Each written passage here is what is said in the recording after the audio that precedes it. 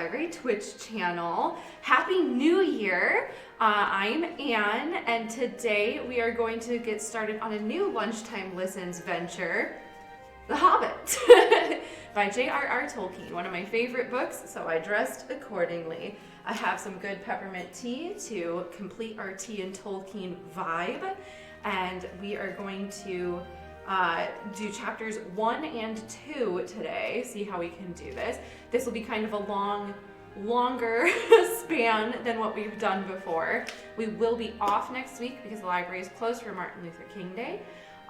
If you are interested in keeping up with tea and Tolkien and don't always have time to watch us live, never fear. This video and all of our subsequent videos will be posted on our YouTube channel on Thursday.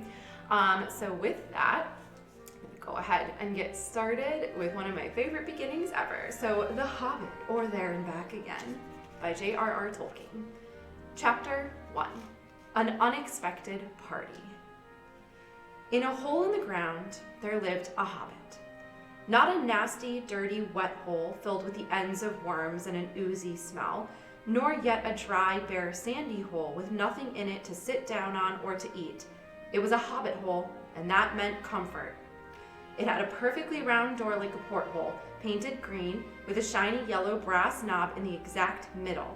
The door opened onto a tube-shaped hall like a tunnel, a very comfortable tunnel, without smoke, with paneled walls and floors tiled and carpeted, provided with polished chairs and lots of pegs for hats and coats. The hobbit was fond of visitors. The tunnel wound on and on, going fairly but not quite straight into the side of the hill, as all the people for many miles round called it, and many little round doors opened out of it, first on one side and then on another. No going upstairs for the hobbit.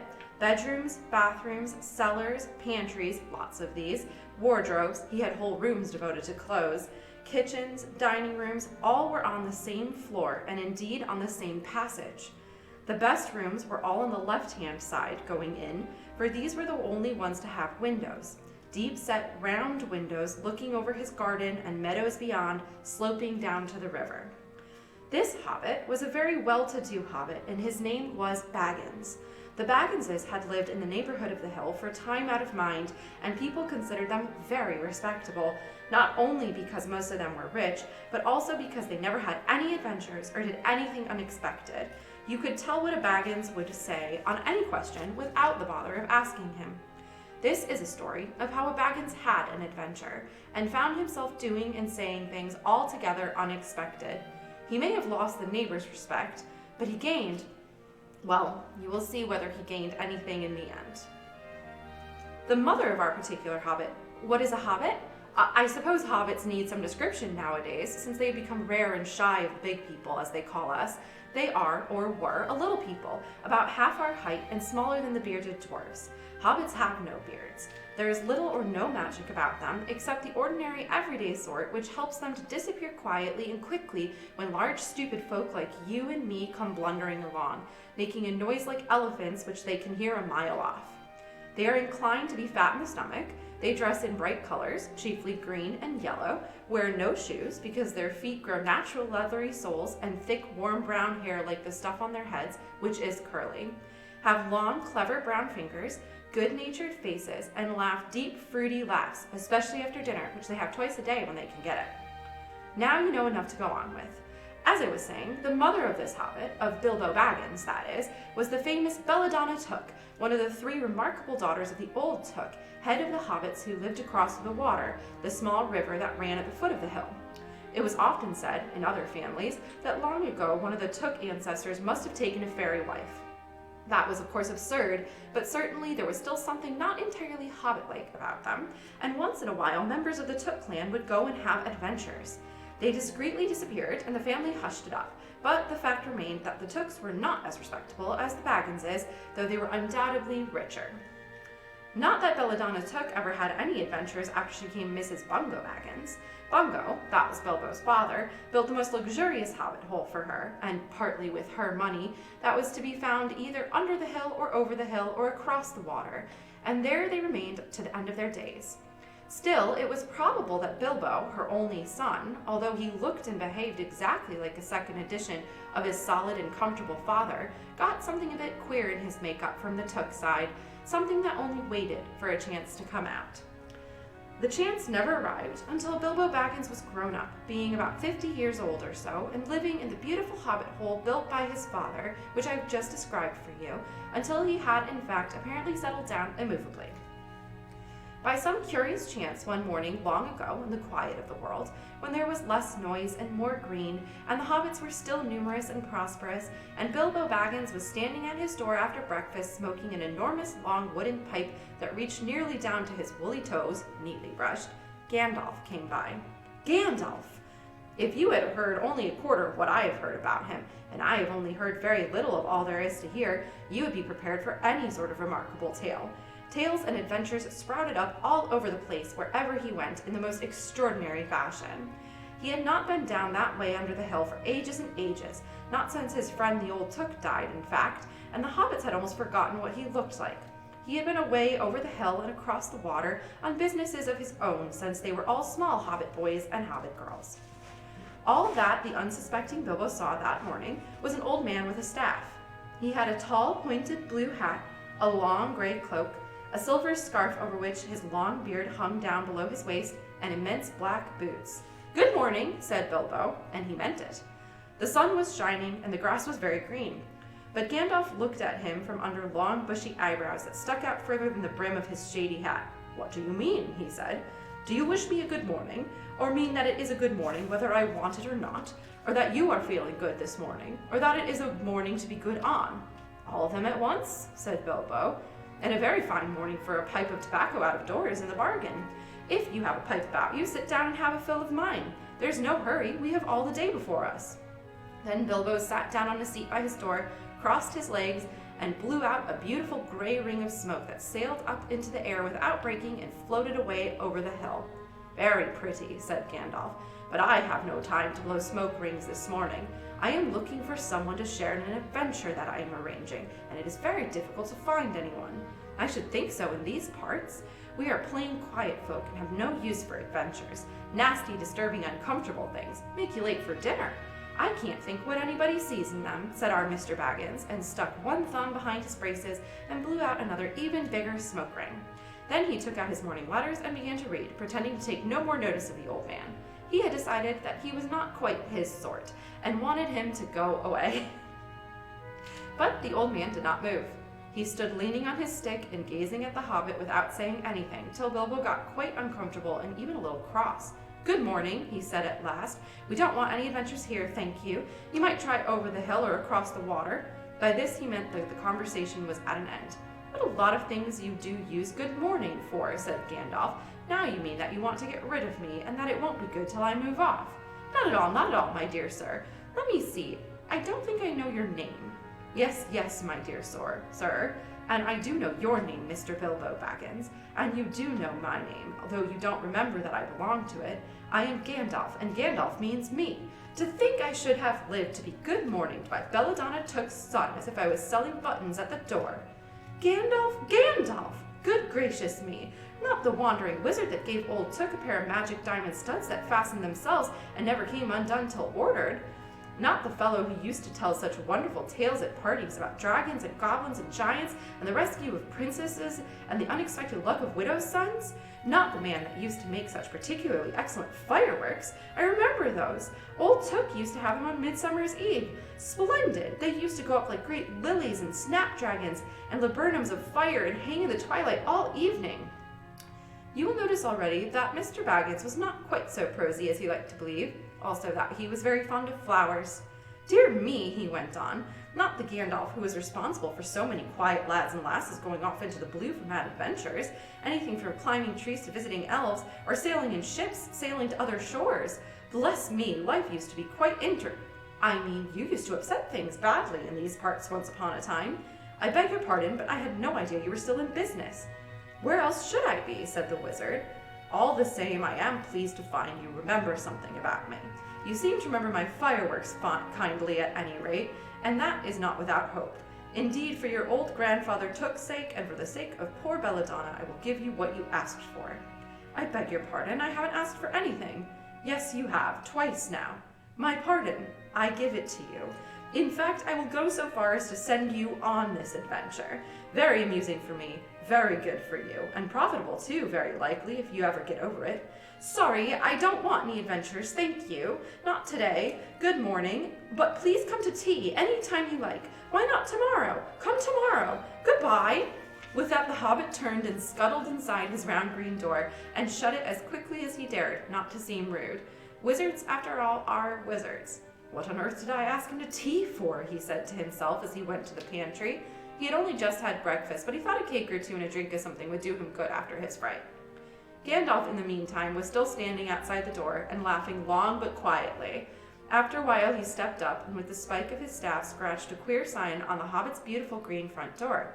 Then he strode away, just about the time when Bilbo was finishing his second cake and beginning to think that he had escaped adventures very well. The next day, he had almost forgotten about Gandalf. He did not remember things very well unless he put them down on his engagement tablet, like this, Gandalf Tea Wednesday. Yesterday, he had been too flustered to do anything of the kind. Just before tea time, there came a tremulous ring on the front doorbell, and then he remembered.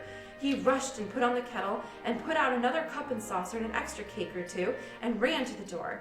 "I am so sorry to keep you waiting," he was going to say, when he saw that it was not Gandalf at all. It was a dwarf with a blue beard tucked into a golden belt and very bright eyes under his dark green hood.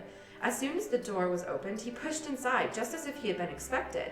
He hung up his hooded cloak on the nearest peg and, "Dwalin at your service," he said with a low bow. "Bilbo Baggins at yours," said the hobbit, too surprised to ask any questions for the moment. When the silence that followed had become uncomfortable, he added, "I am just about to take tea. Pray, come and have some with me." A little stiff, perhaps, but he meant it kindly. "And what would you do if an uninvited dwarf came and hung up his things in your hall without a word of explanation?" It's a good question. They had not been at the table long. In fact, they had hardly reached the third cake when there came another even louder ring at the bell. "Excuse me," said the hobbit, and off he went to the door. "So you have got here at last." That was what he was going to say to Gandalf this time, but it was not Gandalf. Instead, there was a very old-looking dwarf on the step with a white beard and a scarlet hood, and he too hopped inside as soon as the door was open, just as if he had been invited. "I see they have begun to arrive already," he said, when he caught sight of Dwalin's green hood hanging up. He hung his red one next to it, and "Balin at your service," he said with his hand on his breast. "Thank you," said Bilbo with a gasp. It was not the correct thing to say, but "they have begun to arrive" had flustered him badly. He liked visitors, but he liked to know them before they arrived, and he preferred to ask them himself. He had a horrible thought that the cakes might run short, and then he, as the host, he knew his duty and stuck to it, however painful, he might have to go without. "Come along in and have some tea," he managed to say after taking a deep breath. "A little beer would suit me better, if it's all the same to you, my good sir," said Balin with his white beard. "But I don't mind some cake. Seed cake, if you have any." "Lots," Bilbo found himself answering, to his own surprise, and he found himself scuttling off, too, to the cellar to fill a pint beer mug, and then to the pantry to fetch 2 beautiful round seed cakes, which he had baked that afternoon for his after-supper morsel. When he got back, Balin and Dwalin were talking at the table like old friends. As a matter of fact, they were brothers. Bilbo plumped down the beer and the cake in front of them, when loud came a ring at the bell again, and then another ring. Gandalf for certain this time, he thought as he puffed along the passage. But it was not. It was 2 more dwarves, both with blue hoods, silver belts, and yellow beards, and each of them carried a bag of tools and a spade. In they hopped as soon as the door began to open. Bilbo was hardly surprised at all. "What can I do for you, my dwarves?" he said. "Kili at your service," said the one, and Fili, added the other, and they both swept off their blue hoods and bowed. "At yours and your families," replied Bilbo, remembering his manners this time. "Dwalin and Balin here already, I see," said Kili. "Let us join the throng." "Throng?" thought Mr. Baggins. "I don't like the sound of that. I really must sit down for a minute and collect my wits and have a drink." He had only just had a sip in the corner while the 4 dwarves sat round the table and talked about mines and gold and trouble with the goblins and the depredations of dragons and lots of other things which he did not understand and did not want to, for they sounded much too adventurous, when ding-dong-ding-dang, his bell rang again, as if some naughty little hobbit boy was trying to pull the handle off. "Someone at the door," he said, blinking. "Some 4, I should say by the sound," said Fili. "Besides, we saw them coming along behind us in the distance." The poor little hobbit sat down in the hall and put his head in his hands and wondered what had happened and what was going to happen and whether they would all stay to supper. Then the bell rang again, louder than ever, and he had to run to the door. It was not 4 after all. It was 5. Another dwarf had come along while he was wandering in the hall. He had hardly turned the knob before they were all inside, bowing and saying, "At your service," one after another. Dory, Nori, Ori, Oin, and Gloin were their names, and very soon 2 purple hoods, a gray hood, a brown hood, and a white hood were hanging on the pegs, and off they marched with their broad hands stuck in their gold and silver belts to join the others. Already it had almost become a throng. Some called for ale, some for porter, and one for coffee, and all of them for cakes, so the hobbit was kept very busy for a while. A big jug of coffee had just been set on the hearth, the seed cakes were gone, and the dwarves were starting on a round of buttered scones when there came a loud knock. Not a ring, but a hard rat-a-tat on the hobbit's beautiful green door. Someone was banging with a stick. Bilbo rushed along the passage very angry and altogether bewildered and bewildered. This was the most awkward Wednesday he ever remembered. He pulled open the door with a jerk, and they all fell in, one on top of the other. More dwarves! 4 more! And there was Gandalf behind, leaning on his staff and laughing. He had made quite a dent in the beautiful door. He had also, by the way, knocked out the secret mark that he had put there the morning before. "Carefully, carefully," he said. "It's not like you, Bilbo, to keep friends waiting on the mat, and then open the door like a pop gun. Let me introduce Bifur, Boffer, Bombur, and especially Thorin." "At your service," said Bifur, Boffer, and Bombur, standing in a row. Then they hung up 2 yellow hoods and a pale green one, and also a sky blue one with a long silver tassel. This last belonged to Thorin, an enormously important dwarf, in fact no other than the great Thorin Oakenshield himself, who was not at all pleased at falling flat on Bilbo's mat with Bifur, Boffer, and Bombur on top of him. For one thing, Bombur was immensely fat and heavy. Thorin indeed was very haughty, and said nothing about service, but poor Mr. Baggins said he was sorry so many times that at last he grunted, "Pray don't mention it," and stopped frowning. "Now we are all here," said Gandalf, looking at the row of 13 hoods, the best detachable party hoods, and his own hat hanging on the pegs. Quite a merry gathering. "I hope there is something left for the latecomers to eat and drink." "What's that? Tea? No, thank you. A little red wine, I think, for me." "And for me," said Thorin. "And raspberry jam and apple tart," said Bifur. "And mince pies and cheese," said Boffer. "And pork pie and salad," said Bombur. "And more cakes and ale and coffee, if you don't mind," called the other dwarves through the door. "Put on a few eggs, there's a good fellow," Gandalf called after him as the hobbits stumped off to the pantries. "And just bring out the cold chicken and pickles." "Seems to know about as much about the inside of my largest as I do myself," thought Mr. Baggins, who was feeling positively flummoxed, and was beginning to wonder whether a most wretched adventure had not come right into his house. By the time he had got all the bottles and dishes and knives and forks and glasses and plates and spoons and things piled up on big trays, he was getting very hot and red in the face and annoyed. "Confiscate and bebother these dwarves," he said aloud. "Why don't they come and lend a hand?" Lo and behold, there stood Balin and Dwalin at the door of the kitchen, and Fili and Kili behind them, and before he could say knife, they had whisked the trays and a couple of small tables into the parlor and set out everything afresh.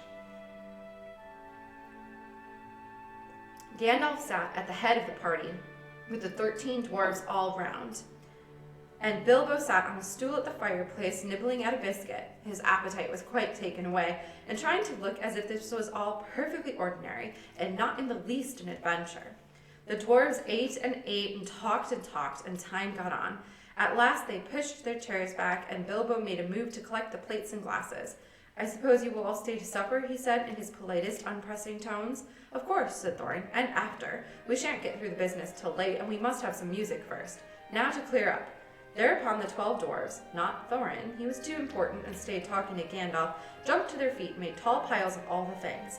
Off they went, not waiting for trays, balancing columns of plates, each with a bottle on top with one hand, while the hobbit ran after them almost squeaking with fright.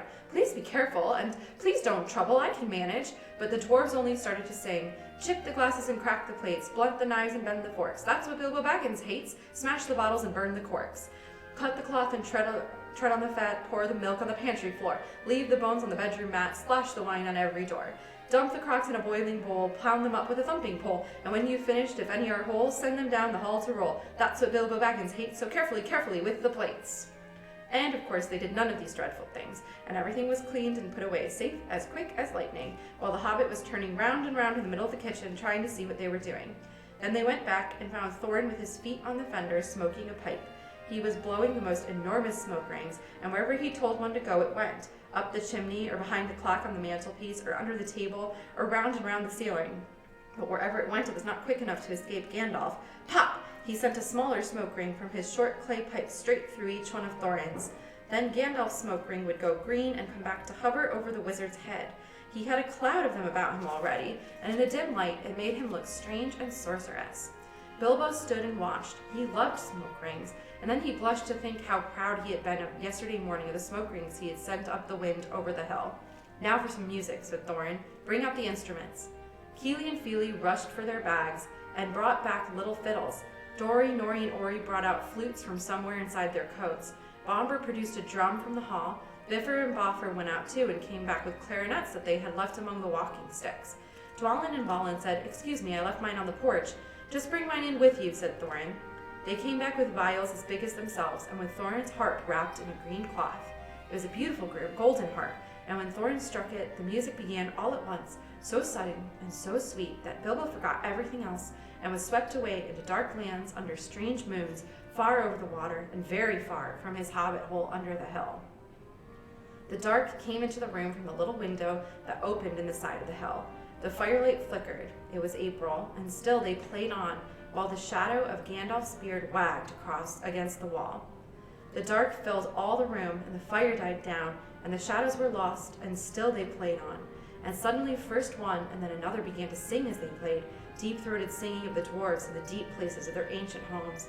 And this is like a fragment of their song, if it can be like their song without their music. Far over the misty mountains cold, to dungeons deep and caverns old, we must away ere break of day, to seek the pale enchanted gold. The dwarves of yore made mighty spells, while hammers fell like ringing bells in places deep where dark things sleep, in hollow halls beneath the fells. For ancient king and elvish lord, there many a gleaming golden hoard they shaped and wrought, and light they caught, to hide in gems on hilt of sword, on silver necklaces they strung the flowering stars, on crowns they hung the dragon fire in twisted wire. They meshed the light of moon and sun. Far over the misty mountains cold, to dungeons deep and caverns old, we must away ere break of day, to claim our long forgotten gold. Goblets they carved there for themselves, and harps of gold where no man dwells. There lay they long, and many a song was sung unheard by men or elves. The pines were roaring on the height, the winds were moaning in the night. The fire was red, it flaming spread, the trees like torches blazed with light. The bells were ringing in the dale, and men looked up with faces pale. The dragon's ire, more fierce than fire, laid low their towers and houses frail. The mountain smoked beneath the moon. The dwarves they heard the tramp of doom.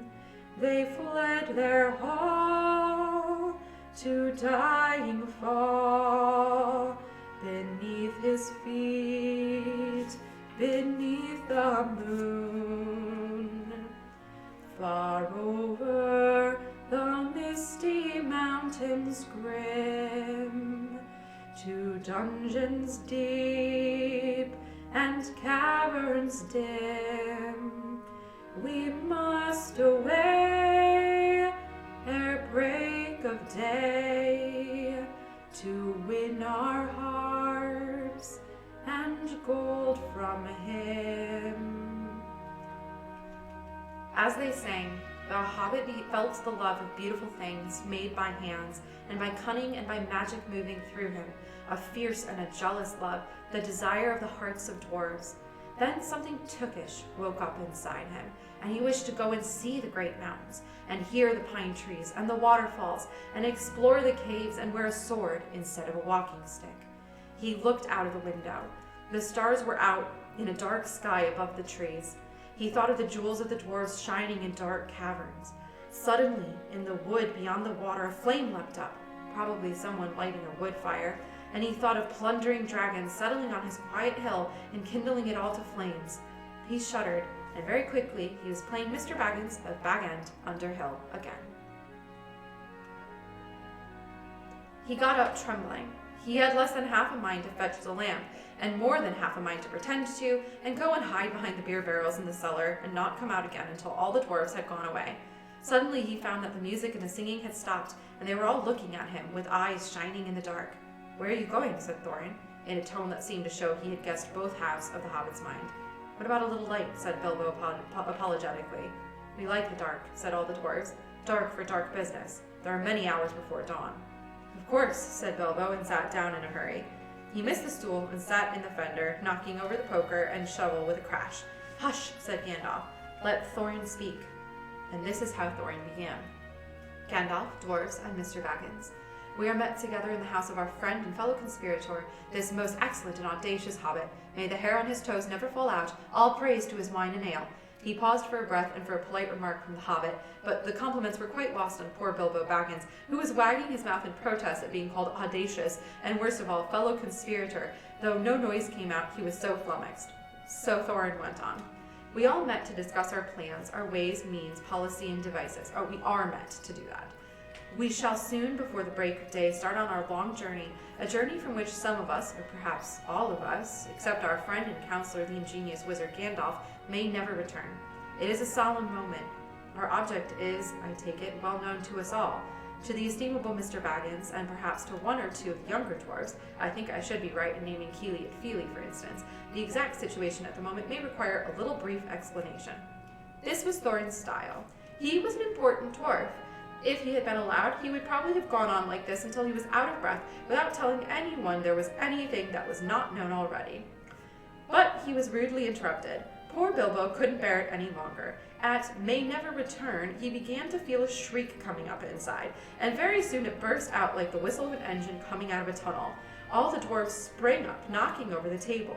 Gandalf struck a blue light on the end of his magic staff, and in its firework glare the poor little hobbit could be seen kneeling on the hearthrug, shaking like a jelly that was melting. Then he fell flat on the floor and kept calling out, "Struck by lightning," over and over again, and that was all they could get out of him for a long time. So they took him and laid him out of the way on the drawing room sofa with a drink at his elbow, and they went back to their dark business. "Excitable little fellow," said Gandalf as they sat down again. "Gets funny queer fits, but he is one of the best, as fierce as a dragon in a pinch." If you have ever seen a dragon in a pinch, you will realize that this was only poetical exaggeration applied to any hobbit, even to old Took's great-granduncle Bullroarer, who was so huge for a hobbit that he could ride a horse. He charged the ranks of the goblins on Mount Graham in the Battle of the Green Fields and knocked their king Glorfingal's head clean off with a wooden club. It sailed 100 yards away through the air, went down a rabbit hole, and in this way was the battle won and the game of golf invented in the same moment.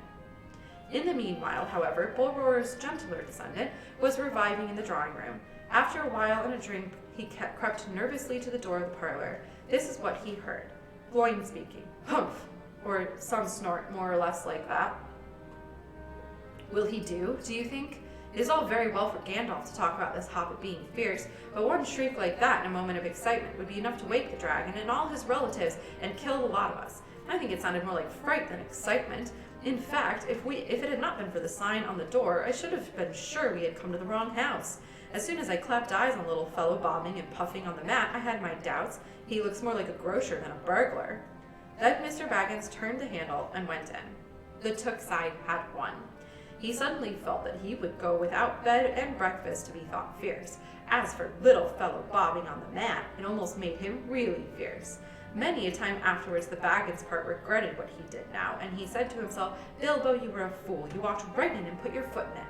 Pardon me, he said, if I have overheard words that you were saying. I don't pretend to understand what you're talking about or your reference to burglars, but I think I am right in believing, this is what he called being on his dignity, that you think I am no good. I will show you. I have no signs on my door. It was painted a week ago, and I am quite sure you have come to the wrong house. As soon as I saw your funny faces on the doorstep, I had my doubts, but treat it as the right one. Tell me what you want done, and I will try it. If I have to walk from here to the east of East and fight the wild wereworms in the last desert. I had a great-great-great-great-granduncle once, Bullroarer Took, and yes, but that was long ago, said Gloin. I was talking about you. And I assure you there is a mark on this door. The usual one in the trade, or used to be. Burglar wants good job, plenty of excitement, and reasonable reward. That's how it's usually read. You can say expert treasure hunter instead of burglar if you like. Some of them do. It's all the same to us. Gandalf told us there was a man of the sort in these parts looking for a job at once, and that he had arranged a meeting here this Wednesday tea time. Of course there's a mark, said Gandalf. I put it there myself, for a very good reason. You asked me to find a 14th man for your expedition, and I chose Mr. Baggins. Just let anyone say I chose the wrong man or the wrong house, and you can stop at 13, have all the bad luck you like, or go back to digging coal. He scowled so angrily at Gloin that the dwarf huddled back in his chair, and when Bilbo tried to open his mouth to ask a question, he turned and frowned at him and stuck out his bushy eyebrows, so Bilbo shut his mouth tight with a snap. That's right, said Gandalf. Let's have no more argument. I have chosen Mr. Baggins, and that ought to be enough for all of you. If I say he was a burglar he is, or will be when the time comes. There's a lot more in him than you guess, and a deal more than he has any idea of himself. You may possibly all live to thank me yet. Now, Bilbo, my boy, fetch the lamp, and let's have a little light on this. On the table, in the light of a big lamp with a red shade, he spread a piece of parchment rather like a map. This was made by Thror, your grandfather, Thorin, he said in answer to the dwarves' excited questions. It is a plan of the mountain. I don't see that this will help us very much, said Thorin disappointedly after a glance. I remember the mountain well enough, and the lands about it, and I know where Mirkwood is, and the withered heath where the great dragons breed. There is a dragon marked in red on the mountain, said Balin, but it will be easy enough to find him without that, if ever we arrive there. There's one point you haven't noticed, said the wizard, and that is the secret entrance. You see that rune on the west side and the hand pointing to it from the other runes? That marks a hidden passage to the lower halls. Look at the map in this chapter, and you will see there the runes in red. Google it. It's there. It may have been secret once, said Thorin, but how do we know that it is secret any longer? Old Smaug has lived there long enough now to find out anything there is to know about those caves. He may, but he can't have used it for years and years. Why? Because it is too small. 5 feet high the door, and 3 may walk abreast, say the runes. But Smaug cannot creep into a hole that size, not even when he was a young dragon, and certainly not after devouring so many of the dwarves and men of Dale. It seems a great big hole to me, squeaked Bilbo, who had no experience of dragons and only of hobbit holes. He was getting excited and interested again, so that he forgot to keep his mouth shut. He loved maps, and in his hall there hung a large one of the country round, with all his favorite walks marked on it in red ink. How could such a large door be kept secret from everybody outside apart from the dragon? He asked. He was only a little hobbit, you must remember. In lots of ways, said Gandalf, but in what way this one has been hidden, we don't know without going to see. From what it says on the map, I should guess there is a closed door which has been made to look exactly like the side of the mountain. That is the usual dwarves' method. I think that is right, isn't it? Quite right, said Thorin. Also, went on Gandalf, I forgot to mention that with the map went a key, a small and curious key. Here it is, he said, and handed to Thorin a key with a long barrel and intricate wards made of silver. Keep it safe. Indeed I will, said Thorin, and he fastened it upon a fine chain that hung about his neck and under his jacket. Now things are beginning to look more hopeful. This news alters them so much for the better. So far we have had no clear idea of what to do. We thought of going east, as quiet and careful as we could, as far as the Long Lake. After that, the trouble would begin. A long time before that, if I know anything about the roads east, interrupted Gandalf. We might go from there up along the river Running, went on Thorin, taking no notice, and so to the ruins of Dale, the old town in the valley there under the shadows of the mountain. But we none of us like the idea of the front gate. The river runs right out of it through the great cliff at the south of the mountain, and out of it comes the dragon too, far too often unless he has changed his habits. That would be no good, said the wizard, not without a mighty warrior, even a hero. I tried to find one, but warriors are busy fighting one another in distant lands, and in this neighborhood heroes are scarce or simply not to be found. Swords in these parts are mostly blunt, and axes are used for trees, and shields as cradles or dish covers, and dragons are comfortably far off, and therefore legendary. That is why I settled on burglary, especially when I remembered the existence of a side door. And here is our little Bilbo Baggins, the burglar, the chosen and selected burglar. So now let's get on and make some plans. Very well, said Thorin. Supposing the burglar expert gives us some ideas or suggestions. He turned with mock politeness to Bilbo. First, I should like to know a bit more about things, said he, feeling all confused and a bit shaky inside, but so far still tookishly determined to go on with things. I mean about the gold and the dragons and all that, and how it got there, and who it belongs to, and so on and so forth. Bless me, said Thorin, haven't you got a map? And didn't you hear our song? And haven't we been talking about all this for hours?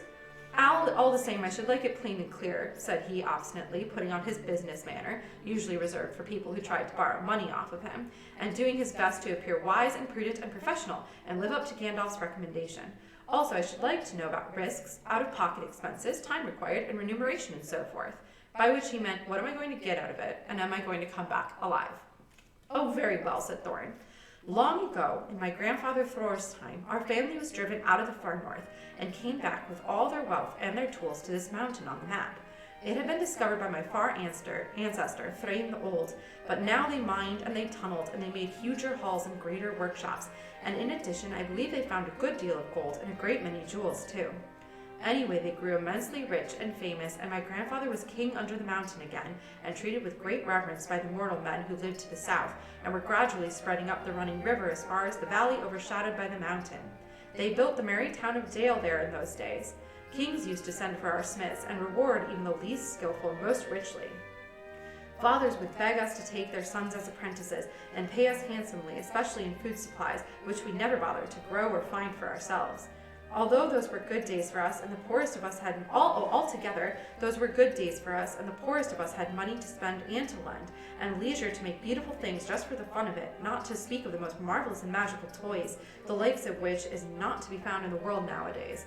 So my grandfather's halls became full of armor and jewels and carvings and cups, and the toy market of Dale was the wonder of the north. Undoubtedly, that is what brought the dragon. Dragons steal gold and jewels, you know, from men and elves and dwarves wherever they can find them, and they guard their plunder as long as they live, which is practically forever unless they are killed, and never enjoy a brass ring of it. Indeed, they hardly know a good bit of work from a bad, though they usually have a good notion of the current market value, and they can't make a thing for themselves, not even mend a little loose scale of their armor.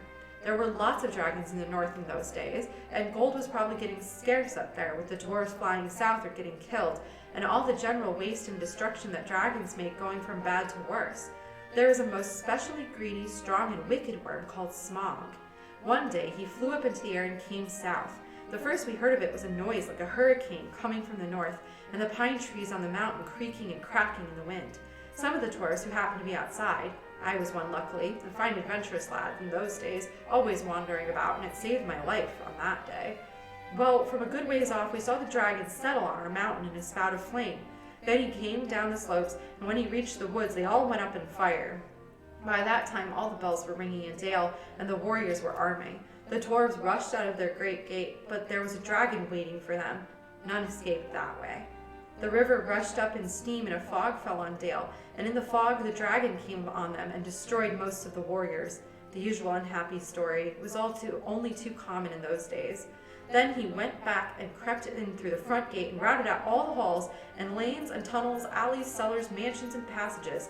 After that, there were no dwarves left alive inside, and he took all their wealth for himself. Probably, for that is the dragon's way, he has piled it all up in a great heap far inside and sleeps on it for a bed. Later, he used to crawl out of the great gate and come by night to Dale and carry away people, especially maidens, to eat, until Dale was ruined and all the people dead or gone. What goes on there now I don't know for certain, but I don't suppose anyone lives near to the mountain on the far edge of the long lake nowadays. The few of us who were well outside sat and wept in hiding and cursed Smaug, and then we were unexpectedly joined by my father and my grandfather with singed beards. They looked very grim, but they said very little. When I asked how they got away, they told me to hold my tongue and said that one day in the proper time I should know.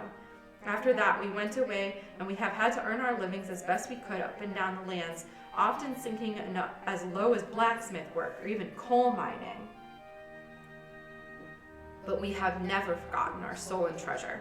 And even now, when I will allow we've had a good bit laid by or not too badly off, here Thorin stroked the gold chain round his neck, we still mean to get it back and to bring our curses home to Smaug if we can.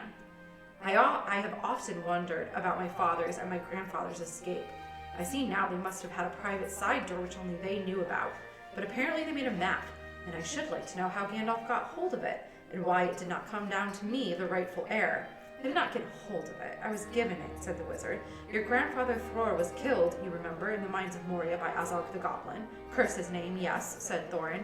And Thrain, your father, went away on the 21st of April, 100 years ago last Thursday, and has never been seen by you since. True, said Thorin.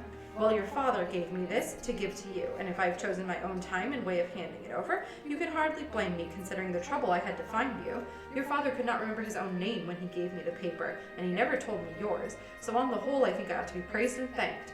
Here it is, he said, handing the map to Thorin.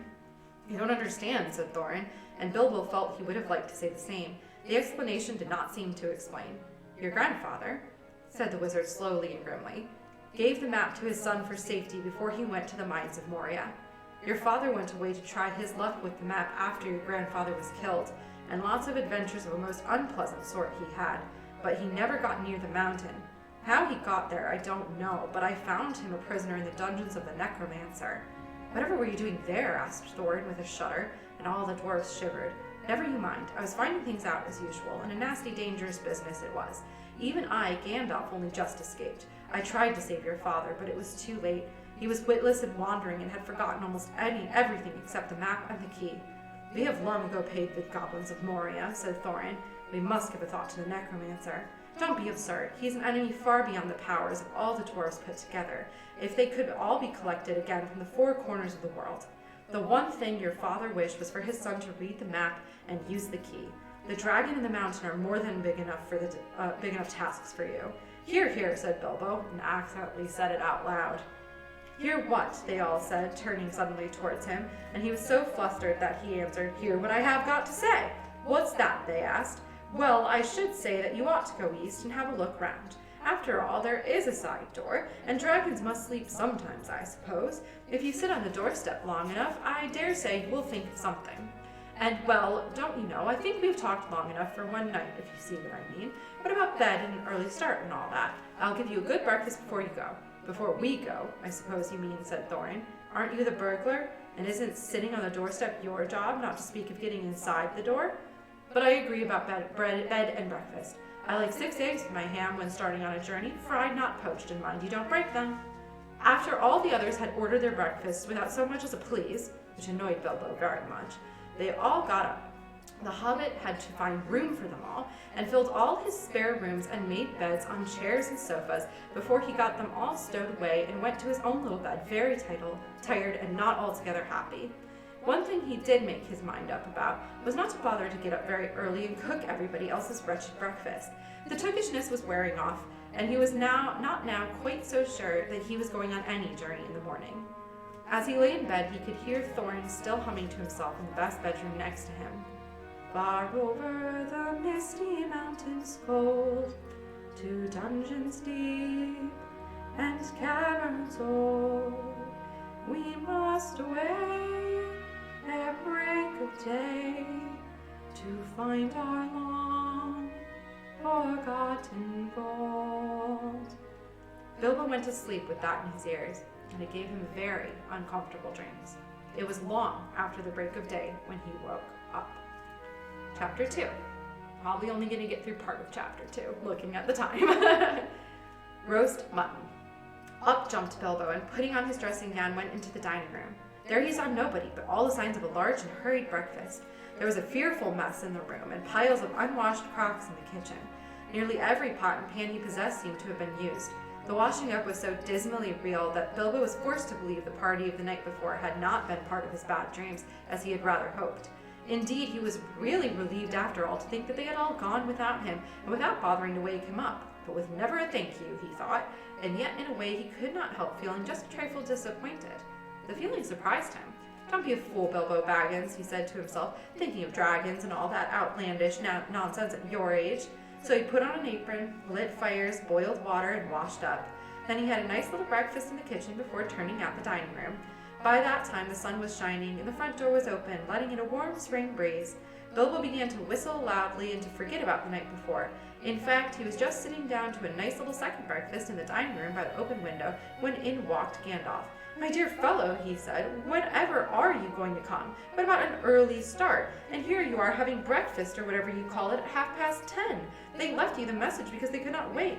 "What message?" said poor Mr. Baggins, all in a fluster. "Great elephant," said Gandalf, "are you not all yourself this morning? You have not dusted the mantelpiece." "What's that got to do with it? I've had enough to do with washing up for 14. If you had dusted the mantelpiece, you would have found this just under the clock," said Gandalf, handing Bilbo a note, written of course on his own note paper. This is what he read. "Thorin and Company to Burglar Bilbo greeting. For your hospitality, our sincerest thanks, and for your offer of professional assistance, our grateful acceptance. Terms, cash on delivery, up to and not exceeding 1/14 of total profits, if any. All traveling expenses guaranteed in any event. Funeral expenses to be defrayed by us or our representatives if occasion arrives and the matter is not otherwise arranged for. Thinking it unnecessary to disturb your esteemed repose, we have proceeded in advance to make requisite preparations and shall await your respected person at the Green Dragon Inn, Bywater, at 11 a.m. sharp, trusting that you will be punctual. We have the honor to remain, yours deeply, Thorin and Company." "That leaves you just 10 minutes. You will have to run," said Gandalf. "But," said Bilbo. "No time for it," said the wizard. "But," said Bilbo again. "No time for that either. Off you go." To the end of his days, Bilbo could never remember how he found himself outside without a hat, a walking stick, or any money, or anything that he usually took when he went out, leaving his second breakfast half finished and quite unwashed up, pushing his keys into Gandalf's hands, and running as fast as his furry feet could carry him down the lane, past the great mill, across the water, and then on for a mile or more. Very puffed he was when he got to Bywater just on the stroke of 11, and found he had come without a pocket handkerchief. "Bravo," said Balin, who was standing at the inn door looking out for him. Just then all the others came round the corner of the road from the village. They were on ponies, and each pony was slung about with all kinds of packages, parcels, and paraphernalia. There was a very small pony, apparently for Bilbo. "Up you two get, and off we go," said Thorin. "I'm awfully sorry," said Bilbo, "but I have come without my hat, and I have left my pocket handkerchief behind, and I haven't got any money. I didn't get your note until after 10:45, to be precise." "Don't be precise," said Dwalin, "and don't worry. You will have to manage without pocket handkerchiefs and a good many other things before you get to the journey's end.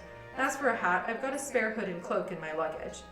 That's how they all came to start, jogging off from the inn one fine morning just before May on laden ponies, and Bilbo was wearing a dark green hood, a little weather-stained, and a dark green cloak borrowed from Dwalin. They were too large for him, and he looked rather comic. What his father Bungo would have thought of him, I daren't think. His only comfort was that he couldn't have been mistaken for a dwarf, as he had no beard. They had not been riding very long when up came Gandalf, very splendid, on a white horse. He had brought a lot of pocket handkerchiefs and Bilbo's pipe and tobacco. So after that, the party went along very merrily, and they told stories or sang songs as they rode forward all day, except of course when they stopped for meals. These didn't come quite as often as Bilbo would have liked them, but still he began to feel as if adventurers were not so bad after all. At first they had passed through Hobbit lands, a wide, respectable country inhabited by decent folk, with good roads, an inn or two, and now and then a dwarf or a farmer ambling by on business.